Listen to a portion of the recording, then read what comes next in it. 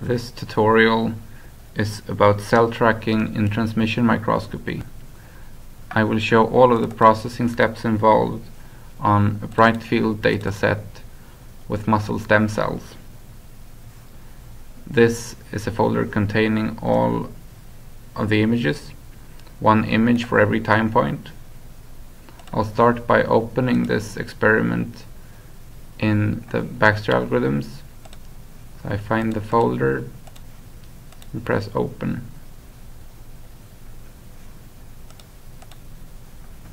Here's the first image of the sequence.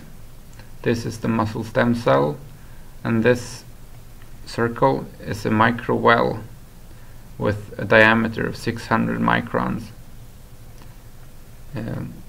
The images were acquired with 10 times magnification, and they were acquired every 3 minutes. You can see how the cells move around, and soon the cell will divide. In order to track the cells, we need to specify some settings for the cell tracking. First,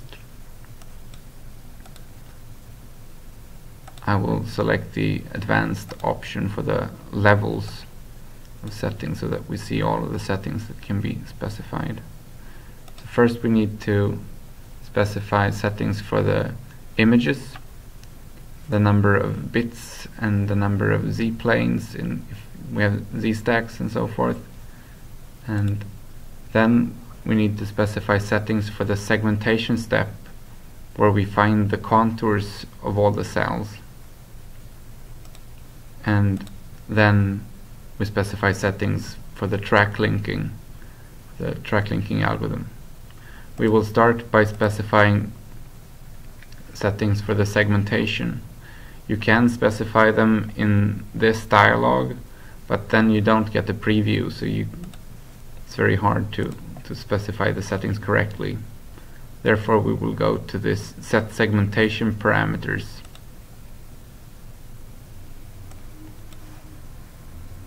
And now I'll show the basic settings to start with. So the first setting is the segmentation algorithm. In this case, we will use the segmentation algorithm based on local variance. This usually works well for all different kinds of transmission microscopy. And to compute the segmentation, we need to press this toggle button update. Otherwise, no segmentation is computed. And here we can see that the algorithm cannot distinguish between the microwell and the cells.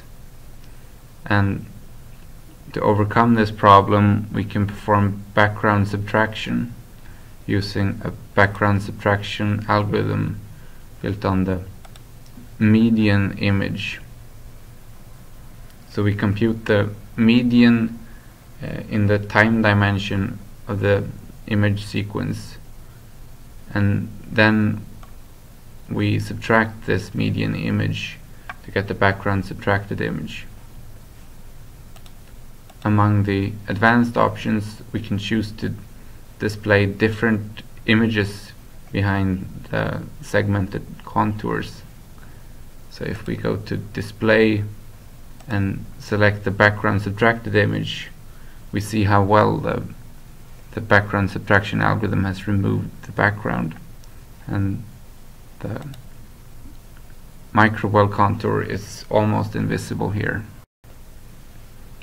The segmentation algorithm first computes the local variance around every pixel. So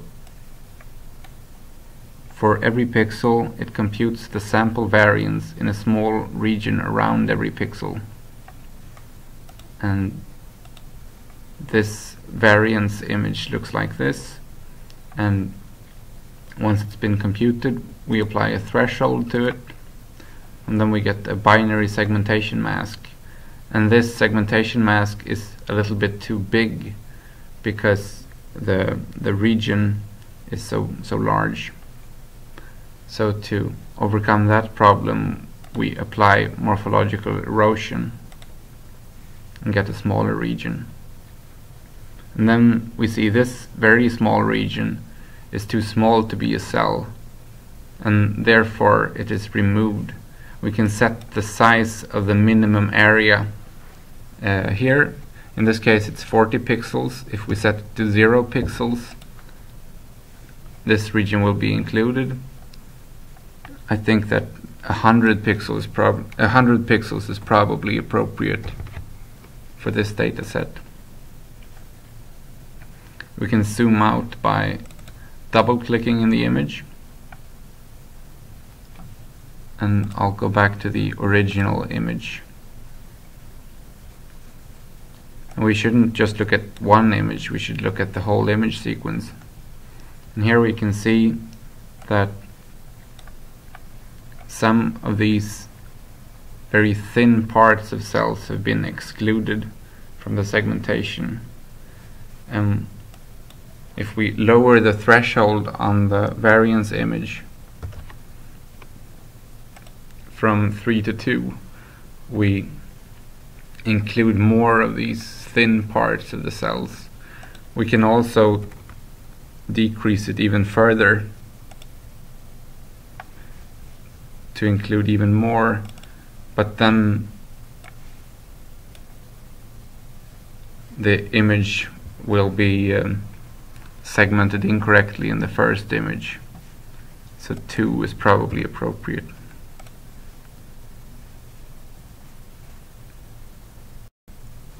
If we go to the last image,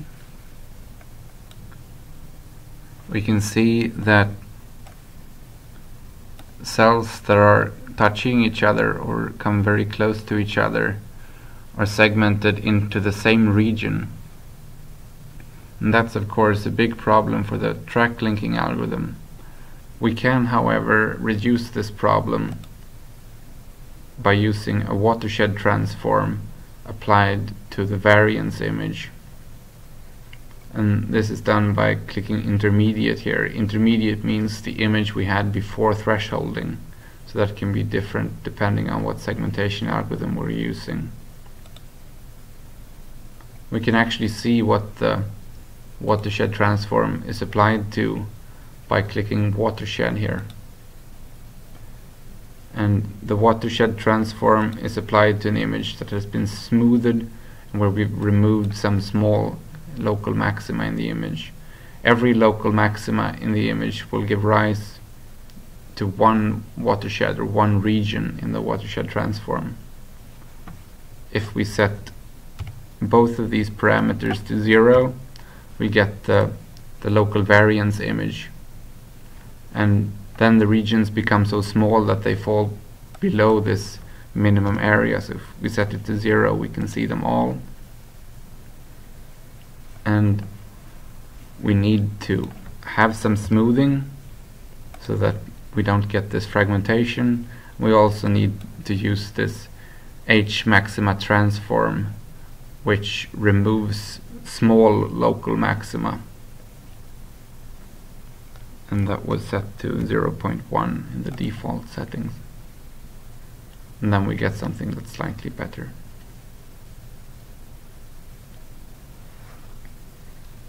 We can also apply it to the distance transform, and the distance transform, if I remove these again, is just the distance to the closest background pixel. So we get local maxima in the middle of every region, we get some small local maxima along the center line of the cells. And here we can just set the H maxima transform to remove some of the over segmentation and get a nice result. But for this data set we will use the variance image, and I'll use the default settings here.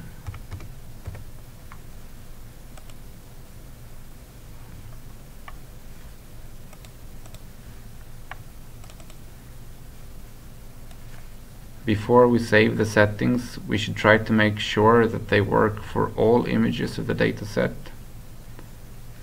one way to do that is to set the step length to 10, so we look at every 10th image, and then we can go through the entire experiment pretty quickly. We can also click the next and previous buttons if we have multiple image sequences in the experiment. And then once we're happy with the results, we can save the settings for the image sequence that we're looking at, or for all image sequences that we have open in this player. We can also select a subset of the image sequences by pressing Save List, but in this case we have only one image sequence, so all of these three options are equivalent. I think the segmentation results look pretty nice, so I will press Save All once we've looked at all of them. Yep. And once we've specified the segmentation settings, we can go to the track linking settings. And the first setting specifies the cell speed in pixels per frame. We assume that the displacement along each image dimension follows a Gaussian distribution, and this is the standard deviation of that Gaussian distribution. And then we can specify classifiers to determine how many cells there are in every region, whether or not a cell is dividing, and whether or not the cell is about to die. But if we don't have classifiers, we can instead specify these prior probabilities, which are the same for all of the segmented regions. And I'll start by doing that, and once we've computed a tracking result, I will compute a new tracking result with classifiers, and we can look at the difference. But this first parameter here specifies the probability that a region contains 0 cells. So that's the probability of debris or clutter. This parameter specifies the probability that the region contains a single cell. And this parameter specifies the probability that the region contains 2 or more cells. So we don't distinguish between 2, 3, 4 and so forth. And to handle that, we use a geometric distribution to extrapolate the probabilities.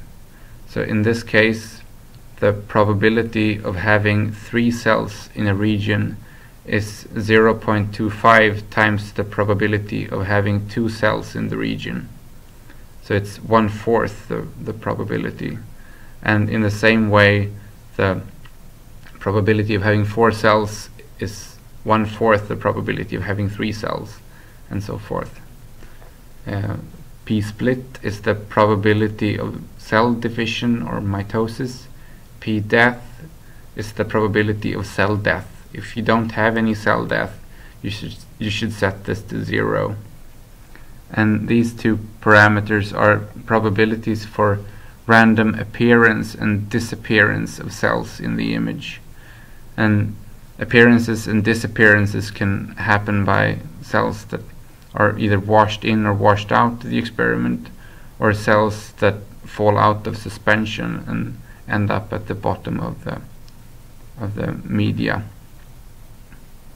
or at the culture substrate. And this parameter specifies whether or not a cell can move in and out of the field of view, crawl in and out of the image. In this case, the cells are confined in microwells, so we should set this parameter to 0. And the final parameter specifies that we will merge regions that have not been assigned a track in the track linking into adjacent regions that have been assigned a track. and that's a way to reduce the problem with over-segmentation caused by the watershed transform that we're using. So now I hope the settings are good, and I'll press save. And now we can start the track linking.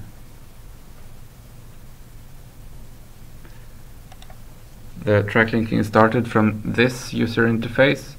The first text box specifies a label for the tracking result, and using that label we can open the tracking results and process them in different ways in the program. The default label is the date followed by the time, and we should try to append something to it so that we know what we did. And now I'll just write tutorial here. The next setting specifies how many processor cores we want to use in the processing, and overwrite specifies whether or not we want to overwrite pre-existing results with the same label. So if we process a few image sequences and stop the processing, and then resume the processing by entering the same label, the program will not overwrite previous tracking results. It will only compute the ones that have not been computed yet, unless we check this overwrite button. In that case, all of the processing will be redone. And finally, we should add a note where we say why we're processing the data and what settings we're using, so that we can keep track of our tracking results. And here I'll just write running in tutorial without classifiers.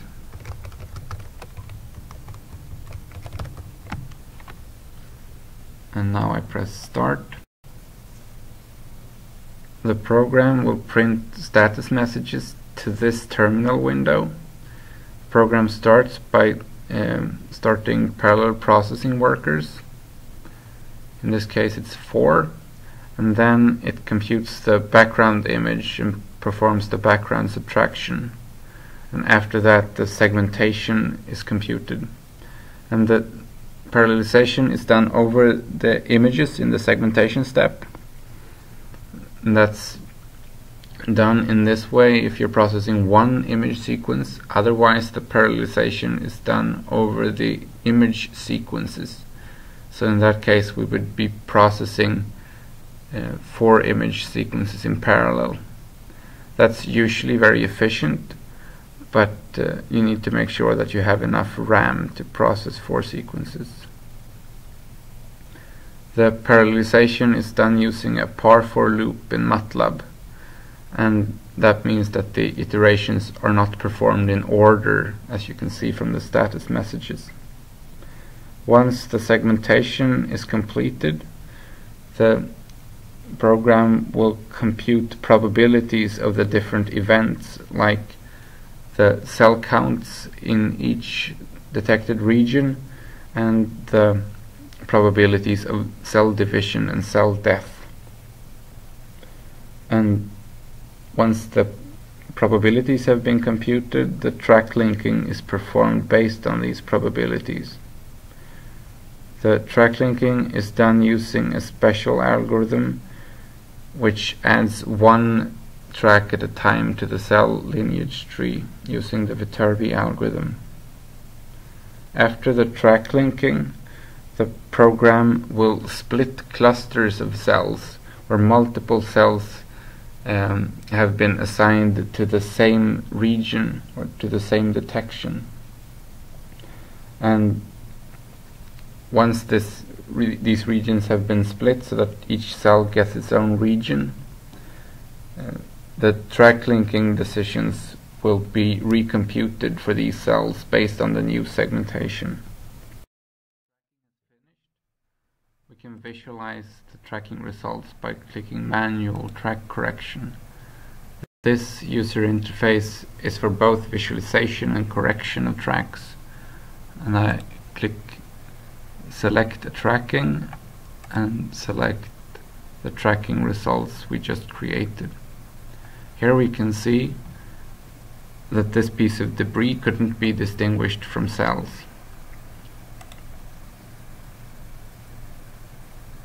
And we will also see that the algorithm couldn't determine the exact time point of cell divisions because the daughter cells are usually segmented together like this in a single region. But apart from that, the track linking results are pretty good. And to overcome these problems with debris and cell division, we can use classifiers. And to use classifiers, I will load some pre-existing settings for tracking of muscle stem cells in 10x bright field microscopy with microwells that have a diameter of 600 microns. And if you want to process this type of data, you should always load these settings.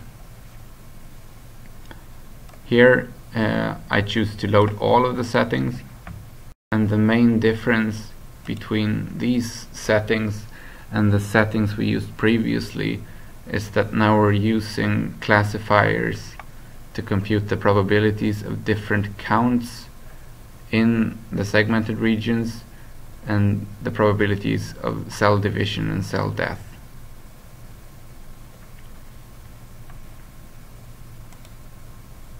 And I'll start processing using these new settings. I'll call these tutorial classifiers. I will use 4 cores and I'll enter a note.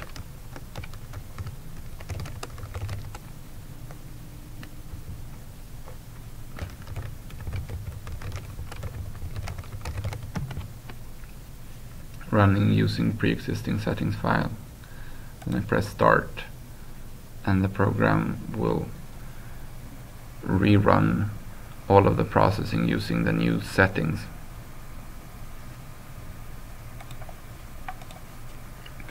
Once the processing is done, we can reopen the user interface for track correction and look at the results with classifiers. And we see that thanks to the classifiers, the program can tell the difference between cells and debris. Debris is outlined in white, meaning that the segmentation algorithm detected the region, but the track linking algorithm did not include the region in any track. We can also see that the time points for cell division are much more accurate than without classifiers. Normally, if you have a new type of data, there won't be any classifiers for it, but in that case you can run tracking without classifiers, correct the tracking results, and then train a new classifier on the corrected results.